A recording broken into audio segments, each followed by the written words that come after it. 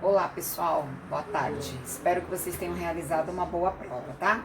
A correção a prova vai fazer do primeiro A e do primeiro B. Tem questões do primeiro B que repetem na correção do primeiro A, então a prova não vai falar de novo, tá? Então a prova é do primeiro A.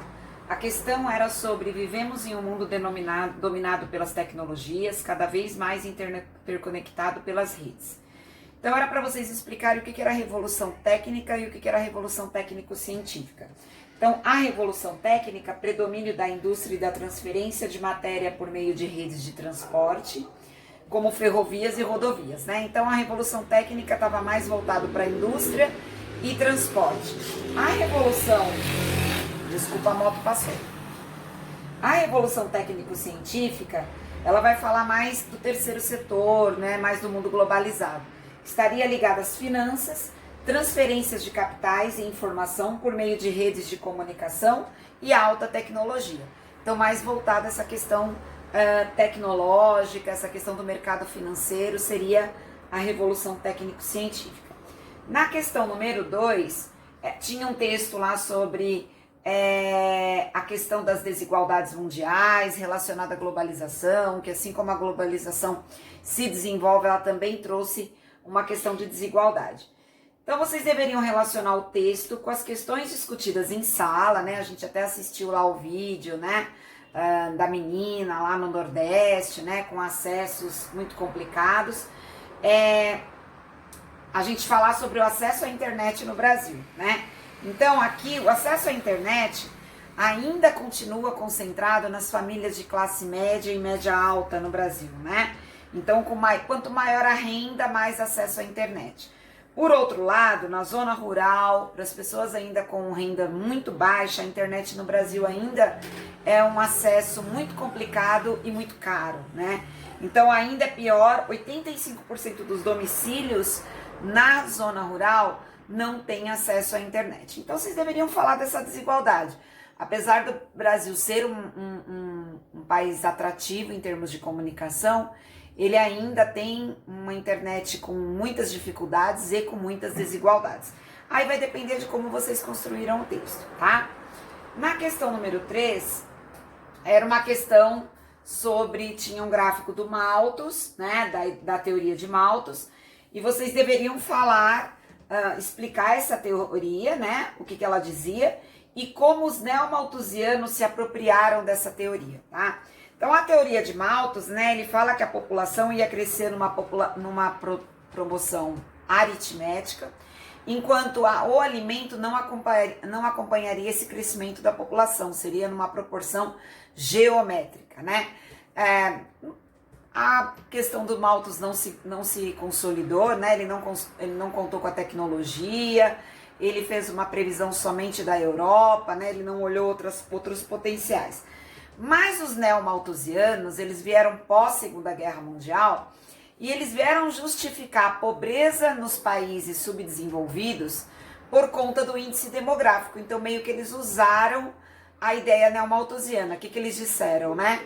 Que um país era pobre por conta da quantidade demográfica que eles tinham. Então, eles, olha, seu país gasta muito com comida, com saúde, com educação. Então, o problema do país de vocês é o índice demográfico. A gente sabe, né, gente, que isso não é real, que na verdade um país com assistência social, com melhora de renda, com melhora de economia, diminui os índices demográficos. No caso aqui, os neomalthusianos se apropriaram de Malthus lá do século XIX para justificar a pobreza nos países pobres, né, nos países subdesenvolvidos por conta do índice demográfico, tá? Vai depender também de como vocês responderam. Na questão número 4, os gráficos abaixo apresentam a composição da população brasileira. Aí tem um texto, né? Aí tem 3 gráficos com 3 períodos diferentes, né? No Brasil, né? 1990, se eu não me engano, 2013. E o que vai acontecer com o Brasil em 2050, né? Então a pergunta era para vocês analisarem a pirâmide só de 2050 e citar 2 medidas que poderão ser tomadas pelo governo brasileiro para garantir o bem-estar da população nesse contexto demográfico. Se vocês olharem o mapa, vão perceber o gráfico, vocês vão perceber que a população mais idosa, a população da terceira idade está mais inchada, a população adulta. Então, o que o país tem que fazer, né? O que ele teria que, na verdade, se preocupar? Investimento em educação e saúde pública, né? Porque melhorando aí a capacidade técnica da população, elas contribuiriam mais, você aumentaria os índices de emprego e garantiriam recursos nos cofres públicos para 2050. Estímulo à economia, né? Formalizar a população, ou seja, trabalhar com carteira assinada, trabalhar com direitos trabalhistas, porque garantiria, né, maior número de contribuidores lá em 2050. Então, para pensar, né, 2050, o governo teria que investir nos dias atuais, né? E na questão número 5, tinha 3 pirâmides. Essas 3 pirâmides nós trabalhamos em sala, né? E aí, observe as pirâmides referentes ao ano apresentadas a seguir. O que vocês tinham que fazer, né, pessoal? Vocês tinham que analisar essas pirâmides, né? Ver como elas funcionam, né? E explicar como elas se desenvolveriam.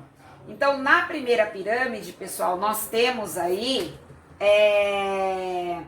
uma pirâmide de país emergente, tá? A segunda pirâmide de um país rico, de um país desenvolvido, e a terceira pirâmide de um país subdesenvolvido, né? Vocês poderiam colocar várias respostas aqui, né? Na primeira vocês poderiam falar o processo de transição demográfica, que a primeira pirâmide, ela está no segundo período da transição demográfica, né? Ela ainda tem, ela está começando a equilibrar o número de nascimentos com o número de longevidade. A pirâmide adulta é uma redução muito grande, a pirâmide do país desenvolvido. Você tem que ter uma redução muito grande aí de natalidade, né, e uma longevidade bastante alta. E a terceira pirâmide, né, uma natalidade muito grande e uma proporção de esperança de vida muito baixa, que seriam as características dos países subdesenvolvidos. Tudo bem? Essa foi a correção do primeiro ano A, tudo bem? Bom, pessoal, agora a Pro vai fazer a correção do primeiro ano B, tá? A primeira questão tinha um texto, né, do mercado brasileiro sobre a venda de carros, né? Então tá falando lá o quanto o Brasil vendeu de carro 1.0, quantos milhões de carros vendidos. Tomando como referência a notícia acima, elabore um texto analisando como o aumento do consumo de automóveis está ligado à transnacionalização da economia no mundo globalizado.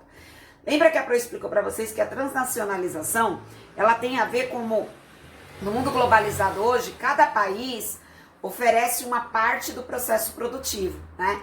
Então, vai ter um país que vai oferecer, né? Então, os países como Taiwan, China, vai oferecer lá a mão de obra barata, né? Então, a fabricação de peças, de freios, né?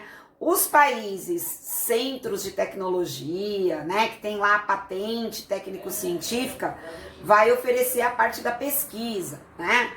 Os países emergentes como o Brasil, que tem a ver com o texto, está ligado dentro do mercado consumidor. Então era vocês explicarem como cada país, né, faz o seu papel. A transnacionalização é isso, né? Cada parte do processo produtivo está ligado a um lugar, tá? Na questão número 2, é a mesma da internet no Brasil, é a mesma do primeiro A, então a Pro já fez a correção lá. A 3 vai falar sobre um texto, né, pessoal, que tá falando aqui sobre uma população que tem milhares de pessoas. Aí do texto, a fala do personagem citado ilustra o ponto de vista defendido por uma teoria demográfica. Vocês poderiam colocar a neomalthusiana, né, porque tá falando lá que a superpopulação tá destruindo, ou a ecomalthusiana, né, quem estudou um pouquinho mais vai lembrar que a Pro falou que os ecomalthusianos falam que a destruição do meio ambiente está ligada àquela população, aqueles países com superpopulação, tá? Mas a Pro vai aceitar tanto neomalthusianos como ecomalthusianos, tá? E aí pergunta para vocês falarem, nomear a teoria demográfica que defende um ponto de vista contrário. Não precisava nem explicar, né? Quem defende um ponto de vista contrário é a teoria reformista, né, que defende aí que a melhora na qualidade de vida, a melhora na estrutura de um governo, automaticamente leva a população a uma diminuição do índice demográfico. Não precisava nem explicar, era só falar qual era a teoria no ponto de vista contrário. Bom, a 4, pessoal, é a mesma que a Pro já corrigiu do primeiro A, e a 5, a mesma que a Pro corrigiu do primeiro A, tá? Então, terminada aí a correção do primeiro ano. Qualquer dúvida a gente vai esclarecendo em aula depois, tá bom? Grande beijo, pessoal!